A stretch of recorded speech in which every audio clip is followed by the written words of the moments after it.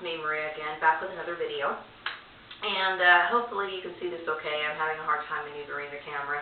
But, you know, if you don't see me, it's really not important. What's important is the message that I'm trying to convey.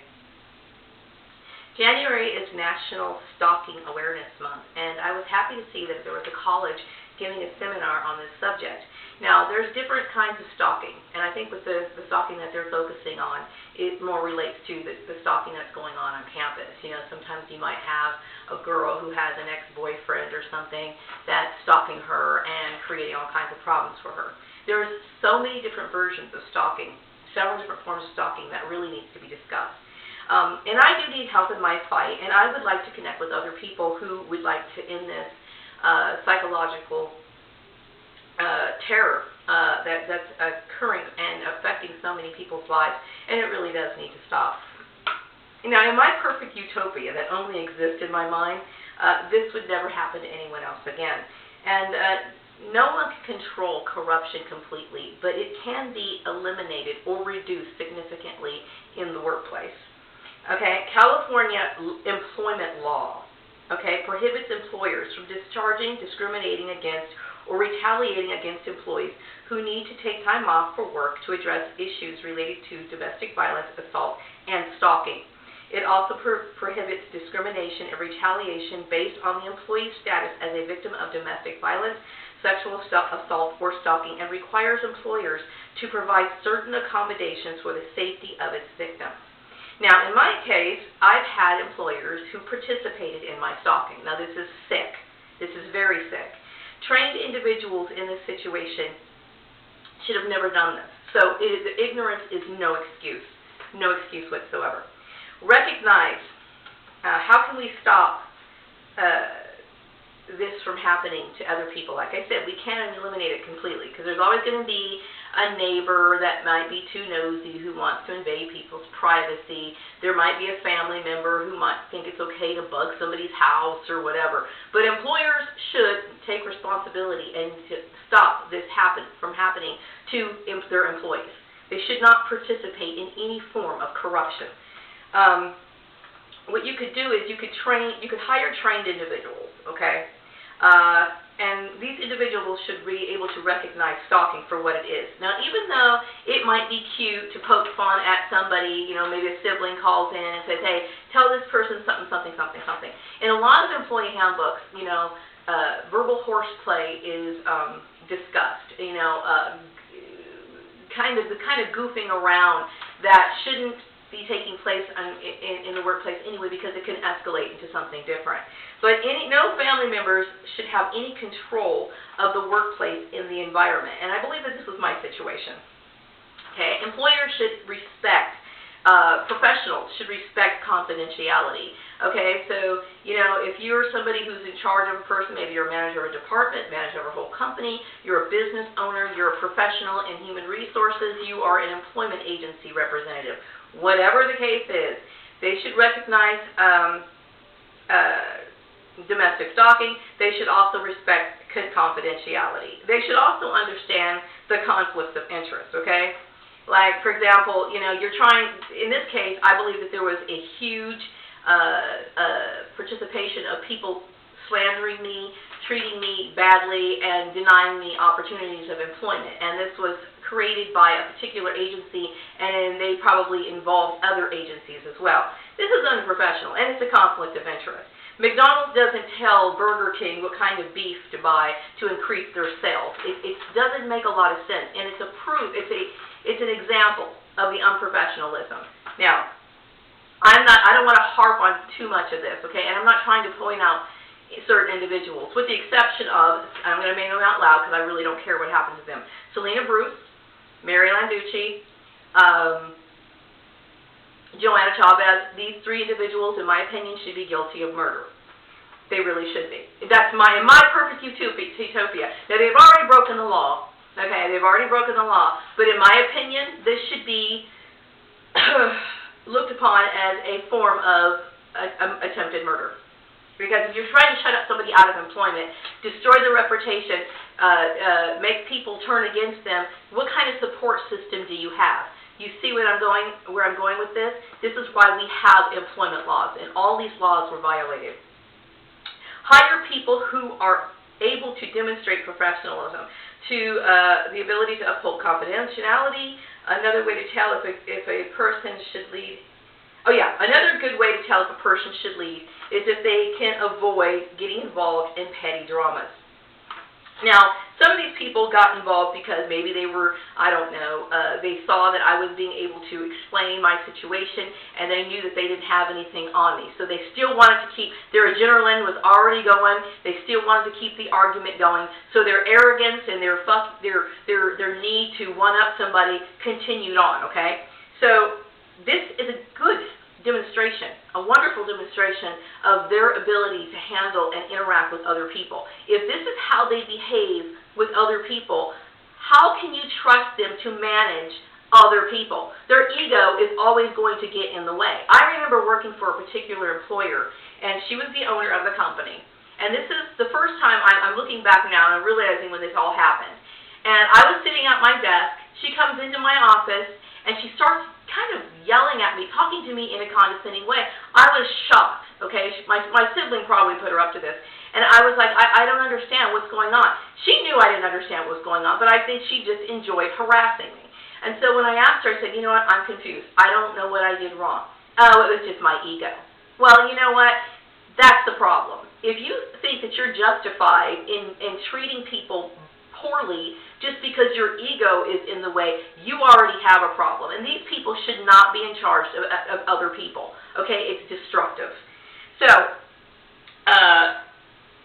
it's not okay for people in power to abuse their power and abuse innocent people in the workplace. Okay? If you have feelings of superiority, it's best to keep it to yourself. And if you're that delusional, you don't belong in those positions. Now, that protects people from being targeted individuals in the workplace.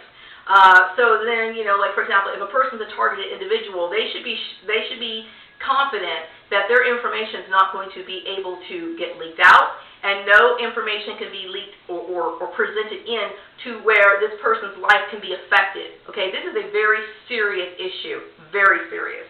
Okay, so at home, I think people should also talk about, this should start a conversation about, you know, hey, we need to protect ourselves because this sort of stuff happens to a lot of people. And so families need to get together and they need to make a pact, a bond, saying, hey, you know what, we don't share information about one another.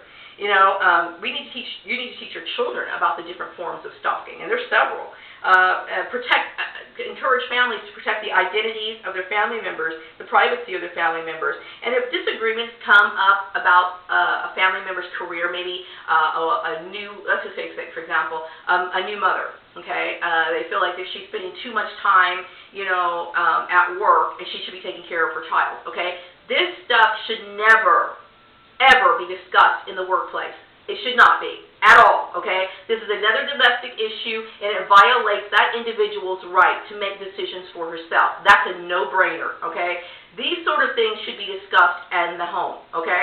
And of course, ultimately, it is that individual's decision herself if she decides to change her profession or whatever. Now, I had an obnoxious, she's my husband's mother, Polly, okay, who thought it was her responsibility to decide what I do for a living, okay? It is none of her business. I have nothing to do with her. I don't have anything to do with my siblings. I love my mother more than anything in this world. She doesn't have the right to make that decision. There are laws to protect me from this, okay? And it's dehumanizing to an individual to think that you can choose what a person does for a living. It's illegal, okay? So the whole thing is that we can't stop stalking. We can't completely eliminate it, okay? There's always going to be some freak, some jaded ex-boyfriend or girlfriend or something out there that's going to create stalking. There's going to be, you know, women trying to one-up somebody, religious freaks or whatever. They're always going to be out there. But you can eliminate that from happening in the workplace, okay? It should not happen in the workplace. If a person has these sort of things protecting them, their life could be so much better, okay? This sort of thing is corruption. It is corruption. And like I said, you know, I get tired of having to defend my abilities when I am extremely professional. I understand business laws. Okay, I understand human resources. I am good at what I do, and yet somehow or another I'm eliminated from my chosen path. That's wrong, okay? And some of these people who have participated in this have bachelor's degrees, master's degrees, and yet they showed and they demonstrated their lack of knowledge. This is another point. So this whole situation proves a lot. It proves racism, sexism. What I mean by sexism, discrimination based on marital status. Okay. It also proves religious intolerance. Okay. And they're defending a religion that they don't even understand. Okay. It proves mind control. It also proves my theory and my personal belief that, you know what, you could go to college and you can walk out completely ignorant. Okay, and I'm not trying to offend people. I'm trying to defend myself. I'm trying to survive here. So it's really important. So back to January being a National Stalking Awareness Month, I want to make people aware. I did contact on Dianne Feinstein. I did send her both of my original emails to the mayor of this town as well as city council, and I will probably contact other states as well. I'm very serious about this issue. It has affected my life to the point of where I actually feel, someone like myself, okay, I consider myself somewhat of a pacifist, okay? I've never gotten involved into political issues. It's just never been an interest to me, okay? I'm the kind of person who I'm a live and let live type person, but what I've experienced is an absolute crime. It is a crime that is so horrific, so terrifying, and just so overwhelmingly depressing that I feel compelled to try to do something about it. And I'm going to do something about it. If I'm just a one-woman activist, which I'm strong enough to handle it, I'm strong enough to handle it. But if you want to help me, I would greatly appreciate your help. Don't be afraid to come up and say, hey, you know what, I want to help you. I also want you to take a look at the homeless, okay? Because I believe that this is a practice that I don't think I'm the only person who's been affected of this, okay? I don't believe that I'm the only person who's been affected by this illegal practice, okay? And some people, you might look at homeless people and think, well, they deserve to be there. I'm going to tell you right now, I don't necessarily think that's true. I know there's a lot of people who are slothful, and there's a lot of people who do a lot of bad things, and maybe they deserved it, okay? But I believe because there's a lot of ignorance in as far as, I call it administrative ignorance or professional ignorance, has put people in situations based on bullying and thrown them out of the profession and had people turn against them, and this could very well be a common practice. I do remember I worked with a guy at the original place that created all of this, and he was basically saying that he did this to somebody. And he said, I taught her a lesson, and she'll never forget it. And I thought, you know what, you're somebody I will never respect. I will never respect somebody who does something like that, okay? Nobody has the right to destroy a person's life. That is something that everybody needs to understand. And anybody in a professional position that I just described should have known better. There's no excuse. No excuse. And like I said, now that you understand, now you received your knowledge, which I think you should have had it a long time ago, to continue on is corruption. So let's try to do something. I'm going to do something for January being the National Stalking Awareness Month. I'm going to talk about it. I'm going to contact other states. Hey, and then also I'd like to say that if my name has been defamed, if you have participated in blacklisting me in other states as well, it's your responsibility to clean them up. Like I said, you know, I'm never going to live in Cleveland. I'm never going to live in Ohio. I'm never going to live in Boston. I don't care. I don't care if I'm never going to live there. Okay? The point is, it's your responsibility to fix what you did. Okay? I'm a good worker, hard worker, dedicated worker, and I deserve a job, and I deserve a good one. So I'll talk to you later. Take care. Bye-bye.